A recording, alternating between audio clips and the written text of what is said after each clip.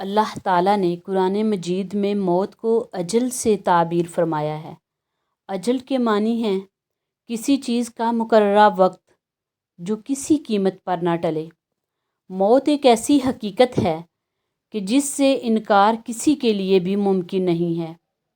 ہر ایک جانتا ہے کہ ایک دن اس کی دنیاوی زندگی کا تسلسل یقیناً ختم ہو کر رہے گا، اور جب اس کی موت کا وقت آئے گا تو دنیا کی کوئی طاقت اور اعلیٰ سے اعلیٰ سائنسی اسباب و وسائل اس کو موت سے نہ بچا سکیں گے۔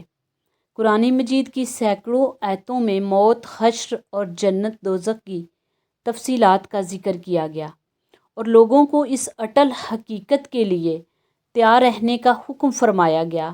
چند آیات کا ترجمہ سنیے۔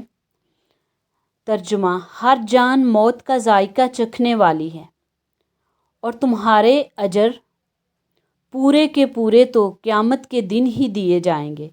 پس جو کوئی دوزخ سے بچا لیا گیا اور جنت میں داخل کیا گیا وہ کامیاب ہو گیا، اور دنیا کی زندگی دھوکے کے مال کے سوا کچھ بھی نہیں۔ ایک اور جگہ ارشاد ربانی ہے، اور کوئی شخص یہ نہیں جانتا کہ وہ کل کیا عمل کمائے گا، اور نہ کوئی شخص یہ جانتا ہے کہ وہ کس سرزمین پر مرے گا، بے شک اللہ خوب جاننے والا ہے۔ سورۃ النساء آیت نمبر 78 کا ترجمہ: تم چاہے کہیں بھی ہو موت تمہیں آ ہی پکڑے گی، اگرچہ تم مضبوط قلعے ہی میں ہو۔ سورۃ النحل آیت نمبر 61 کا ترجمہ سنیے۔ پھر جب ان کا مقررہ وقت آ پہنچتا ہے تو نہ وہ ایک گھڑی پیچھے ہو سکتے ہیں اور نہ آگے بڑھ سکتے ہیں۔ ارشاد ربانی ہے، اور تم اس مال میں سے جو ہم نے تمہیں عطا کیا اللہ کی راہ میں خرچ کرو، قبل اس کے کہ تم میں سے کسی کو موت آ جائے، پھر وہ کہنے لگے اے میرے رب، تو نے مجھے تھوڑی مدت تک کی مہلت اور کیوں نہ دی کہ میں صدقہ اور خیرات کر لیتا اور نیکوکاروں میں سے ہو جاتا۔ اور اللہ ہرگز کسی شخص کو مہلت نہیں دیتا جب اس کی موت کا وقت آ جاتا ہے، اور اللہ ان کاموں سے خوب آگاہ ہے جو تم کرتے ہو۔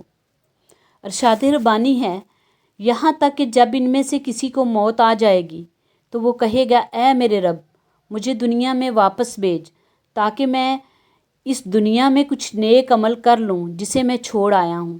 ہرگز نہیں، یہ وہ بات ہے جسے وہ بطور حسرت کہہ رہا ہوگا، اور ان کے آگے اس دن تک ایک پردہ حائل ہے جس دن وہ قبروں سے اٹھائے جائیں گے۔ لیکن اس کے مقابلے یہ بھی ایک عجیب حقیقت ہے کہ موت جتنی زیادہ یقینی ہے اتنی ہی لوگوں میں اس سے غفلت اور عدم توجہی پائی جاتی ہے، حتیٰ کہ مجلسوں میں موت کا ذکر تک ناپسند کیا جاتا ہے۔ یہ غفلت ایمانی تقاضے کے بالکل برخلاف ہے۔ مومن کی شان یہی ہے کہ وہ کثرت سے موت کو یاد کیا کرے اور جہاں تک ممکن ہو آخرت کی تیاری کے لیے ہر وقت فکر مند رہنا چاہیے۔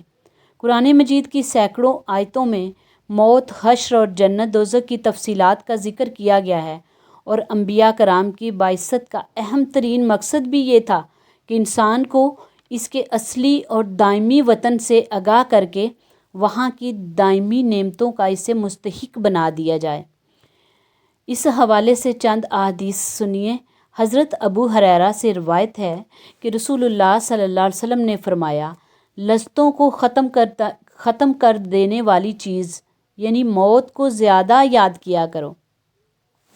حضرت ابو موسیٰ رضی اللہ تعالیٰ عنہ حضور نبی اکرم صلی اللہ علیہ وسلم سے روایت کرتے ہیں کہ آپ صلی اللہ علیہ وسلم نے فرمایا، جو اللہ تعالیٰ سے ملاقات کو پسند کرتا ہے اللہ تعالیٰ بھی اس سے ملنے کو پسند فرماتا ہے، اور جو اللہ تعالیٰ سے ملنا ناپسند کرتا ہے اللہ تعالیٰ بھی اس سے ملنا ناپسند فرماتا ہے۔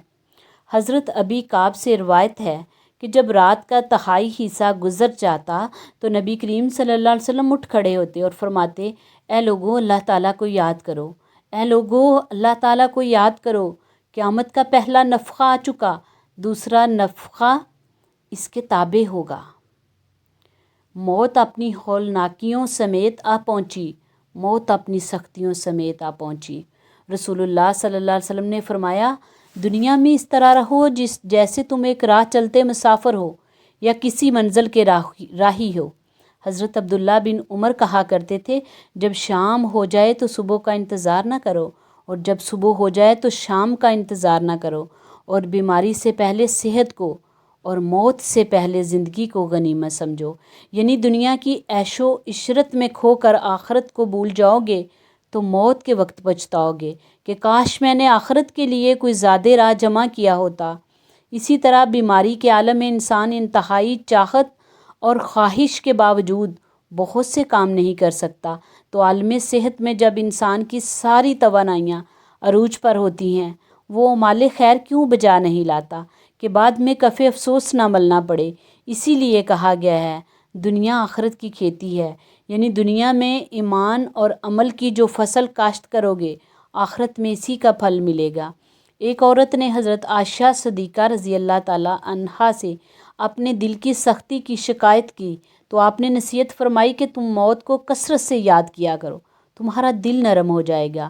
حضرت علی ابن طالب فرماتے ہیں کہ قبر عمل کا صندوق ہے اور موت کے بعد اس کی خبر ملے گی۔ حضرت عمر بن عبدالعزیز کا معمول تھا کہ علماء کو جمع فرما کر موت، قیامت اور آخرت کا مذاکرہ کیا کرتے تھے۔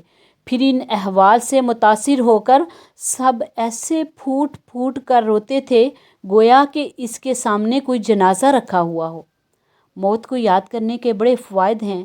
علامہ سیوطی رحمۃ اللہ علیہ لکھتے ہیں کہ بعض علماء سے منقول ہے کہ جو شخص موت کو کثرت سے یاد کرے، اس کو اللہ تبارک و تعالیٰ 3 باتوں کی توفیق مرحمت فرماتا ہے۔ نمبر 1، اگر اس سے کوئی گناہ ہو جائے تو وہ جلد از جلد توبہ کر کے گناہ معاف کرانے کی کوشش کرتا ہے کہ کہیں توبہ کے بغیر موت نہ آ جائے۔ نمبر 2، موت کو یاد کرنے والا حرص طمع میں مبتلا نہیں ہوتا، بلکہ جو کچھ بھی اسے میسر ہو اس پر راضی ہوتا ہے، اور یہ قناعت اسے طبی سکون اور دلی راحت حاصل کرتی ہے۔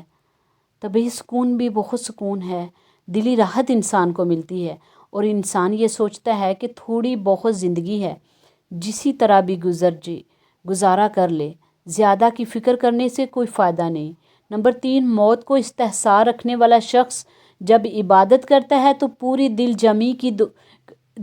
دل جمی سے عبادت کرتا ہے۔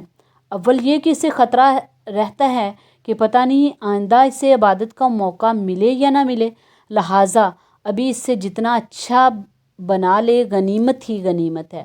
دوسرا یہ کہ آخرت کی یاد کی وجہ سے اسے عبادت پر ملنے والے عظیم اخروی بدلے کا کامل یقین ہوتا ہے، جس کی بنا پر اسے عبادت میں وہ کیف و سرور نصیب ہوتا ہے جو الفاظ میں نہیں بیان کیا جا سکتا۔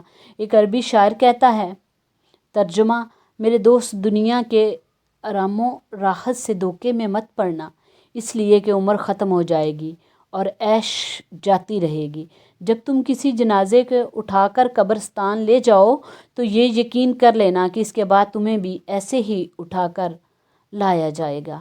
اللہ کا ارشاد ہے، اور دنیا کی یہ زندگی تو صرف کھیل اور تماشا ہے، بے شک آخرت کا گھر ہی اصل زندگی ہے، اگر وہ جانتے ہوتے۔ اللہ تعالیٰ ہمیں موت کو یاد کرنے اور نیک اعمال کرنے کی توفیق نصیب فرمائے، آمین۔